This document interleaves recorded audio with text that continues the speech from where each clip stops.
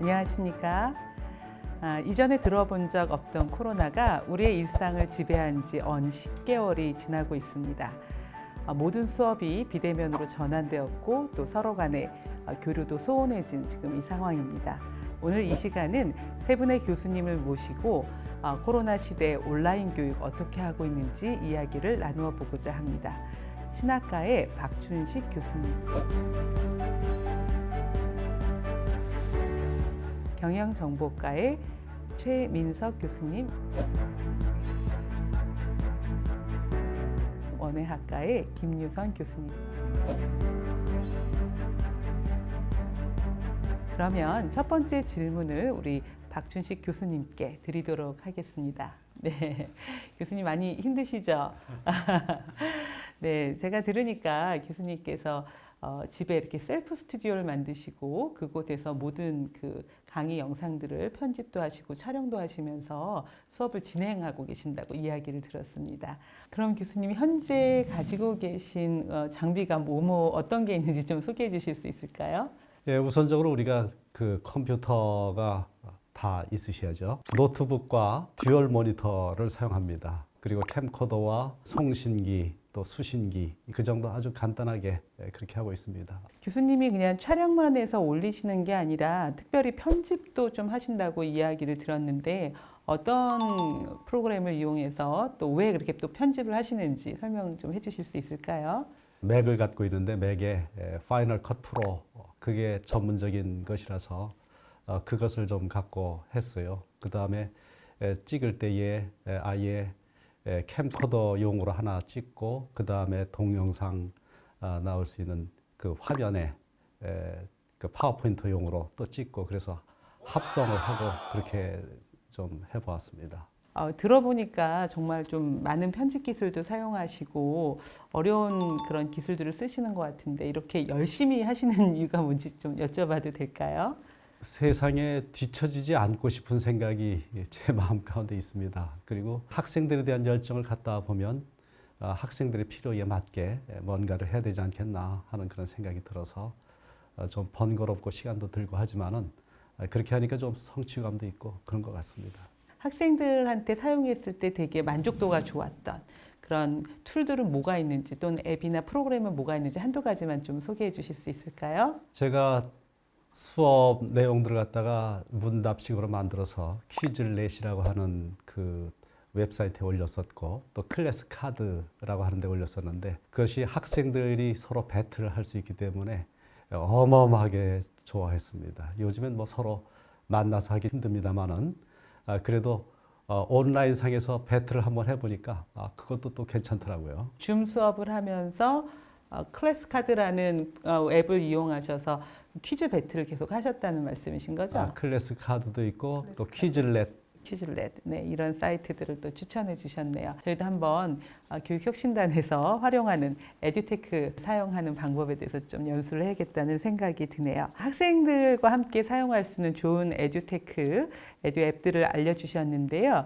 그것 말고도 교수자로서 필요한 도움이 될 만한 앱이나 툴이 있으면 좀 설명해 주시겠습니까? 예, 저는 그 OBS 스튜디오 그게 굉장히 좋은 것 같아요. 그거는 그냥 강연 만드실 수 있고요. 그 다음에 여러 가지 장면들 마음대로 바꾸실 수 있고 또 무엇보다 무료로 구하실 수가 있습니다. 그리고 무엇보다도 장면들을 갖다 합성하는 그거 같은 게 특별한 기술이 필요하지 않고 해서 또 수 있을 뿐만이 아니라 그냥 곧바로 유튜브로도 올릴 수 있기 때문에 상당히 그 편리하다 생각되고요. 그 다음에 아마 제가 그 파워포인터를 만들면서 그냥 디자인에 굉장히 많이 신경을 썼었어요. 새롭게 하려다 보면 그거 번아웃돼서 그걸 다 못하겠더라고요. 그래서 쉽게 그 접근을 했습니다. 학생들이 필요한 게 나의 정말 화려한 디자인일까? 그렇지 않으면 어떤 지식 정보 전달일까? 그러다가 지식 정보 전달을 하는 아주 간단한 그 같은 것에 접근을 해보자. 그렇게 해서 요즘에 아주 여러분들에게 교수님들께 시간 굉장히 많이 세이브할 수 있는 파워포인트만 쓰지 않으신다면 할 수 있는 그게 마크다운 랭귀지입니다. 이 마크다운 랭귀지 사용하고 있는 타이포라라고 하는 프로그램이 있는데 그거 굉장히 좋습니다. 시간 엄청 세이브하실 거예요. 네, 정말 교수자에게도 좋은 정보가 되었을 것 같습니다. 에듀테크 교수 이렇게 별칭을 붙여도 될 것 같습니다. 혹시 에듀테크나 또는 기술적인 측면에 도움이 필요하신 교수님께는 우리 박주신 교수님께 연락하시면 아마 아주 넘치는 정보를 주시지 않을까 기대해 봅니다. 그럼 이번에는 줌과 이클래스를 잘 활용하고 계시는 최민석 교수님과 이야기 나눠보도록 하겠습니다. 교수님, 이번 학기 수업이 주로 실습 위주의 수업이라고 들었는데 어떻게 활용하고 계시는지 또 어떻게 수업하시는지 좀 설명해 주시겠어요? 제가 하는 수업들이 주로 컴퓨터를 활용해서 이제 실습을 진행하다 보니까 실제 오프라인 수업에서도 학생들이 이제 집중하는 것은 컴퓨터 화면을 띄워놓고 그다음에 컴퓨터에서 이제 프로그램이라든지 이런 것들을 어떻게 작성해야 되는지 그런 것들을 보는 것 위주로 이제 수업이 진행이 됩니다. 그래서 온라인으로 이제 그 컨텐츠를 만들게 되면 주로 이제 그 컴퓨터 화면을 캡처해서 동영상으로 제작을 해가지고 학생들에게 이제 제공을 하게 되는데요. 문제는 이제 동영상 강의만 제공을 하게 되면 학생들이 어느 정도 이해하고 있는지, 그다음에 학생들이 부족한 부분이 무엇인지 이런 것들을 파악하기가 너무 어려운 것 같습니다. 그래서 이제 학생들의 이제 피드백이 필요하고 그러려면 이제 학생들과 이제 실시간으로 소통할 수 있는 그런 방법이 필요했고 학교에서 이제 줌을 이용해서 실시간 수업을 할 수 있도록 그렇게 제공을 해줬기 때문에 그래서 2시간 정도 동영상 강의를 촬영을 해서 제공을 하고 학생들이 이제 그것을 듣고 나서 그 다음 주에 1시간 정도는 이제 실시간 수업, 줌으로 실시간 수업을 하면서 학생들에게 부족했던 부분들을 이제 보충 설명을 하는 방식으로 이제 수업을 진행하게 되었습니다. 아마 학기 초에 저희가 제안했던 2+1의 방식으로 2시간 온라인 수업, 1시간 줌 수업의 방식으로 이론도 제공하고 또 상호작용도 하는 방식으로 하고 계신 것 같습니다. 그래서 지금 현재는 줌하고 그 온라인 컨텐츠만 말씀하셨는데 실은 저희가 보다 보니까 그 이 클래스를 활용한 상호작용도 대단히 활발하게 많이 하고 계시는 것으로 보였어요. 그래서 교수님 그 이 클래스에서 주로 어떤 기능들을 활용하시는지 좀 설명해 주실 수 있을까요? 일단 아까 얘기했듯이 이제 학생들과의 상호작용이 이제 굉장히 중요하거든요. 제가 일방적으로 수업을 진행하게 되면 학생들이 따라오기가 너무 어렵기 때문에 학생들이 어느 정도 이해하고 있는지, 그다음에 수업을 잘 참여하고 있는지 또는 수업에 있어서 여러 가지 애로사항은 없는지 이런 것들을 확인을 해야 됩니다. 그래서 저 같은 경우에는 학생들에게 매주 성찰일지를 쓰게 합니다. 그래서 성찰일지를 쓰게 하면 학생들이 뭐 그 주 학습한 내용을 그냥 서머리해서 정리할 수도 있고요. 그 다음에 혹시 질문이 있으면 질문을 작성할 수도 있고요. 그 다음에 혹시 수업에 관련된 뭐 기타 건의사항이 있으면 이제 건의사항을 적도록 합니다. 그런 질문들을 제가 쭉 취합을 해서 매주 이제 성찰일지를 확인하면서 질문들을 취합을 해서 이제 그 질문들을 학생들에게 다시 제공을 합니다. 그래서 Q&A 게시판에다가 한 주 동안 나온 질문들을 뭐 당연히 실명은 없이 그냥 질문만 딱 올리게 됩니다. 그리고 학생들에게 이런 질문들에 대해서 본인이 한번 답변을 생각해 보라고 이제 안내를 하게 되죠. 그다음에 이제 그렇게 모아진 질문을 가지고 실제로 이제 줌 시간에 이제 그 질문에 대해서 이제 보충 설명을 하게 됩니다. 질문들을 쭉 정리를 하게 되면 그 질문들을 위주로 해가지고 학생들에게 보충 설명을 할 수 있는 시간을 가질 수가 있기 때문에 줌 시간에 훨씬 더 이렇게 그 활용도를 높일 수 있는 그런 수업을 진행을 할 수 있는 것 같습니다. 네, 자세한 말씀 감사합니다. 저희가 온라인 수업을 올리다 보면 정말 학생들이 잘 이해하고 있는지 또 혹시라도 어떤 궁금한 건 없는지 많이 이렇게 진행되는 과정에 대해서 궁금했는데 성찰일지라는 것이 좋은 팁이 될 수 있을 것 같습니다. 교수님들이 온라인 수업을 한 이후에 피드백이 좀 원활하지 않다. 뭐 수업에 대해서 이렇게 대면 수업일 때는 바로바로 피드백을 줬는데 그게 원활하지 않아서 그거에 대한 불만이 많은 거를 들었거든요. 그래서 과제나 또는 그 밖의 기타 일들에서 어떻게 피드백들을 주고 계신지 줌 활용하신 거 말고 또 있으시면 예를 좀 들어주시면 좋겠습니다. 성찰일지에 질문을 적게 되면 자기가 지금 당장 과제하다가 막힌 부분에 대해서 질문을 한다고 해서 이제 바로 피드백을 받지 못하는 상황이 발생을 할 수가 있기 때문에 저 같은 경우에는 일단은 학생들이 급한 질문이다라고 한다면 이제 실시간 메신저를 통해서 스톡이라든지 아니면 문자 메시지를 통해서 바로 질문을 하라고 이제 얘기를 하게 됩니다. 급하지 않을 경우에 또 이렇게 뭐 문자나 그 메신저로 이렇게 질문하라 그러면 잘 못하는 학생들도 있는 것 같더라고요. 그래서 그럴 경우에는 Q&A 게시판이라든지 또는 뭐 쪽지 이용해서 보내면 제가 학교에 있는 상황에서는 계속해서 이 클래스에 접속돼 있는 경우들이 많기 때문에 그것도 이제 알림을 통해서 바로 확인을 할 수 있기 때문에 그렇게 해서 질문을 하라고 이제 유도를 하고 있습니다. 네, 감사합니다.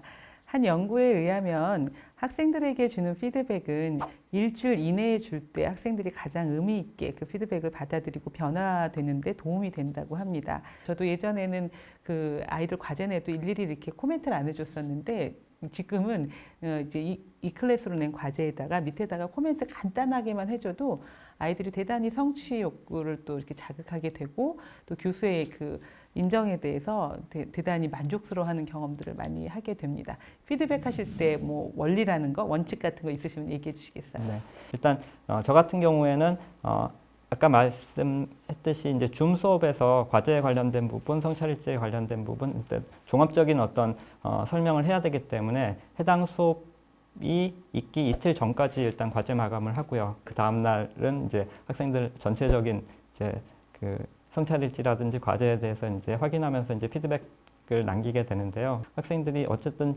뭔가 질문을 하게 되면 늦어도 그 다음 수업 전까지는 피드백을 받을 수 있도록 하자라는 것으로 이제 수업을 진행을 하고 있습니다. 네, 같은 교수 입장에서 참 쉽지 않은 일이라는 걸 제가 좀 이해하게 되네요. 이게 빨리빨리 일주일 안에 피드백을 준다는 게 쉽지 않은데 참 많은 수고를 하고 계신다는 생각이 듭니다. 김유선 교수님은 오래전부터 교육혁신단의 MVP 혁신교수법으로 수업을 운영하고 계신 걸 알고 있는데요. 이번에 비대면 상황으로 바뀌면서 이 MVP 혁신교수법 하시는 게 좀 쉽지 않았으리라는 생각이 듭니다. 비대면 시대에서는 MVP 혁신교수법을 어떻게 적용하고 운영하고 계신지 좀 설명해 주시겠습니까?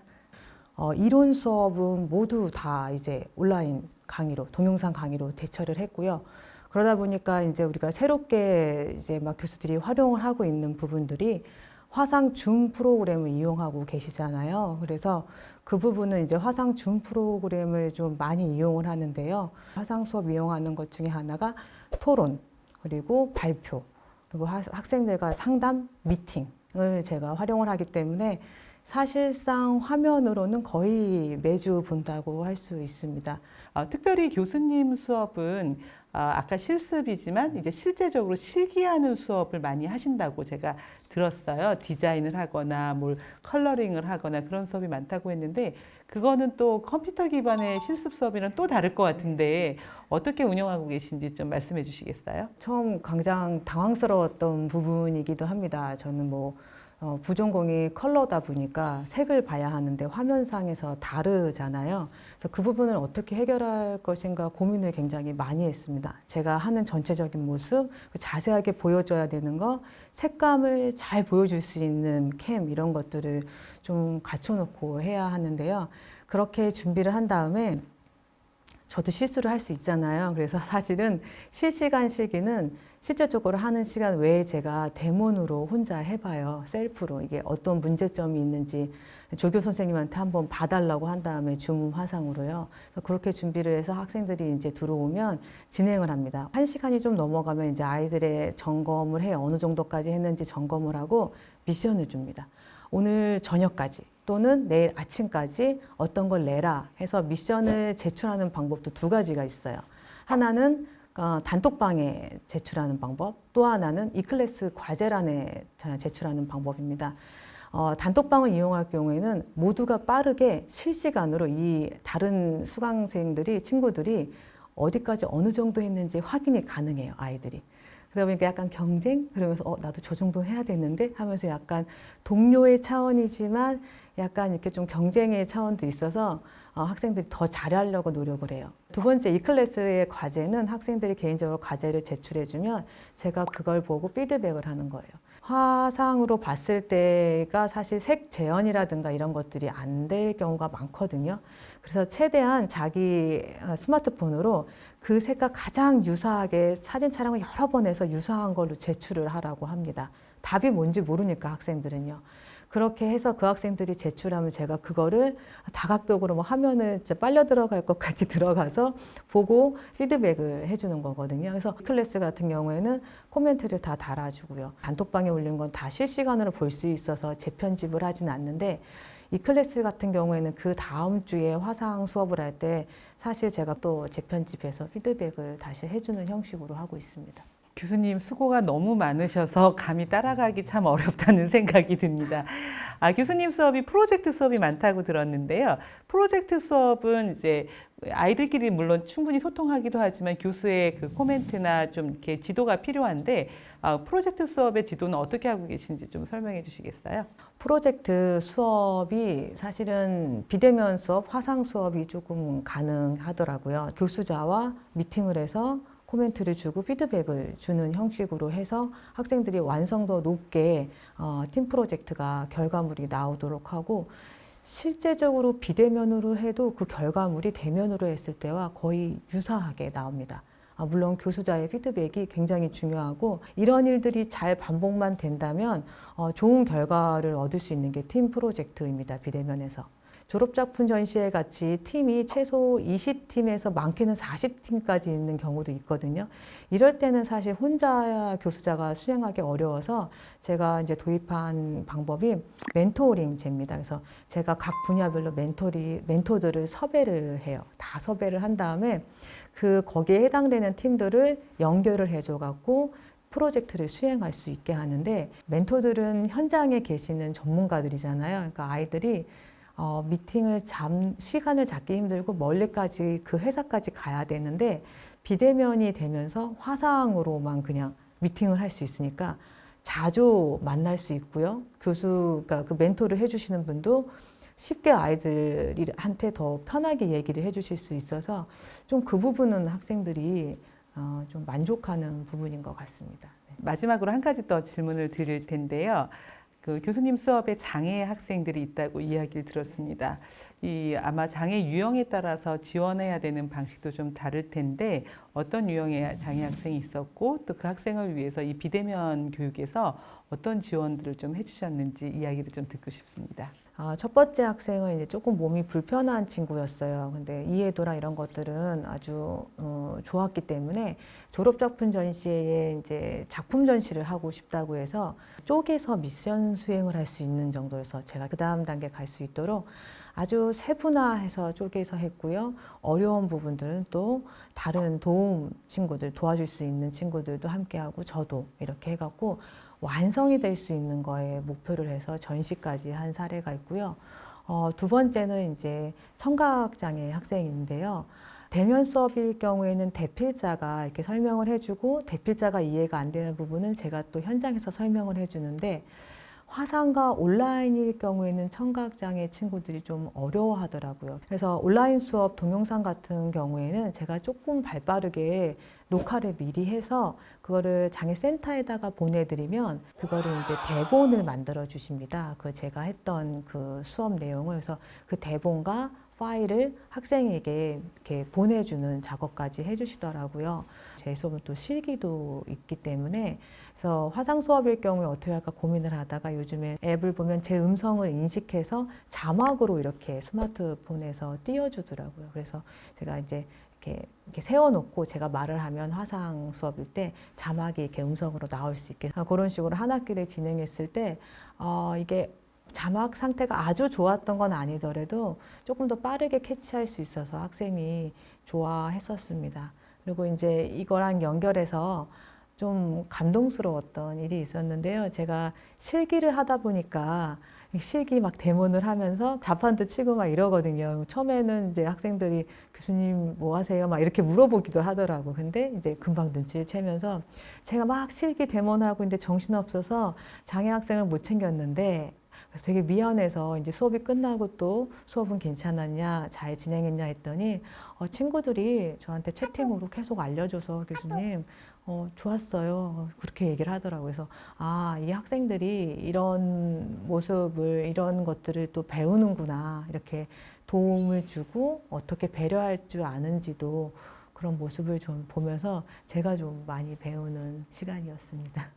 우리 교수님이 진짜 삼육대학교 교수님답다라는 생각이 드네요. 그럼 이제 다음 질문 좀 드려보도록 하겠습니다. 얼마 전 9월에 교육부에서 디지털 기반 고등교육 지원 방안이라는 그런 공문이 하나 학교로 내려왔거든요. 그것에 보면 포스트 코로나 시기 이후에도 학생들이 비대면에 대해서 많이 선호하고 또 교육 과정이나 뭐 이런 것들이 이제 공유의 개념으로 가야 된다는 그런 취지하에 디지털 기반의 고등교육을 지원하겠다. 뭐 자세한 내용들은 또 이렇게 보여지는 이 자료에서 좀 찾아보시면 되겠는데요. 이후에 코로나가 종식되고 나서도 대학 교육이 정말 원격 교육으로 갈지 아니면 다시 대면 교육으로 돌아올지 어떻게 생각하는지 우리 박준식 교수님께 한번 여쭤보고 싶습니다. 예, 비대면 교육이 계속 이어질 것이라고 생각합니다. 웬만큼의 노하우가 이제 생겼기 때문에 사실상 이 잘 수업을 준비해 놓게 되면 또 재활용도 가능하고 또 새롭게 추가할 수 있는 그 같은 디지털 기술적인 것들도 있고 그래서 사실 이것을 잘만 활용하면은 우리 교수님들의 연구 활동하는 데에서도 어떻게 보면 시간적인 그런 여유가 좀 생길 수 있지 않을까 그렇게 생각이 됩니다. 다른 두 교수님도 앞으로 포스트 코로나에서 비대면 교육 계속 이어질지 아니면 대면으로 돌아가야 된다고 생각하시는지 어떻게 생각하시는지 좀 더 이야기 나눠주시겠습니까? 학생들의 요구도 이제 증가하는 것 같아요. 학생들 같은 경우에 뭐 처음에는 이게 비대면 수업하면 뭐 교육의 질이 낮아진다라고 얘기했지만 실제로 해보게 되면 뭐 교육의 질적인 부분 이외에 학생들이 가지는 여러 가지 장점들이 많이 경험을 하게 된 것 같더라고요. 비대면 수업이나 온라인 수업이 계속 뭐 진행될 거라는 생각은 가지고 있는데요. 근데 또 수업의 특성상 이게 진짜 그 온라인으로 진행하기가 조금 힘든 그런 부분이 있는 수업들도 분명히 존재할 수도 있기 때문에 그러니까 그런 부분에 있어서는 아까 말씀 나온 것처럼 이제 적절히 그것을 어떻게 그 조절을 해서 혼합을 해서 어떻게 진행할 것인가 그런 부분에 대해서 이제 고민할 필요가 있다고 생각합니다. 저같이 멘토링제를 한다든가 팀 프로젝트를 하는 경우에는 비대면이 훨씬 활성화될 것 같습니다. 그리고 그 전에 했던 그 대면의 형태는 사실은 좀 돌아가기 힘들 것 같다는 생각이 들고요. 이게 혼합되던 또는 이 비대면으로 다 온전히 전환되던 이렇게 이런 이 부분이 훨씬 확대될 것 같다라는 생각이 듭니다. 이 우리가 그동안 교수법 했던 것들이 사실상 그 어떤 테크닉 배웠던 것들이잖아요. 그런데 그 테크닉은 일단 해 놓으면 뭐 그대로 사용할 수 있지만 진짜 중요한 것은 그 테크닉을 구사해 나가는 교사거든요. 네, 그래서 교사가 이 바뀌어져야 돼. 네. 그래서 교사가 기독교 세계관에 대해서 깊이 이해하고 그것을 교과가 됐든 아니면 학생들과의 비대면이든 대면에서 만남에서 배려와 사랑으로 보여줄 때 그게 감동 있는 교육이 되고 그게 우리 삼육교육의 어떤 독특성, 정체성들이 되지 않을까 그런 생각이 듭니다. 그래서 우리가 지금 이 시대에 어떻게 변할지 모르지만 가장 중요한 거는 가르치는 교수자의 역량이다. 그리고 그 역량에 특별히 우리 삼육정신을 구현하고 사람들이 환영하고 듣고 싶은 그런 교육 과정을 만들기 위해서는 이 삼육교육의 정신이 제대로 살아난 교과목이 개발돼야 된다라는 이야기들이 결국엔 결론이 되어가는 것 같네요. 조금이나마 또 저희들이 여러분들을 대신해서 그 힘듦을 한번 이야기 나눠보고 또 어떻게 하는 게 좋은 방향일지 한번 수다를 좀 떨어봤습니다. 지금까지 함께해 주셔서 감사합니다. 감사합니다. 네, 감사합니다. 감사합니다.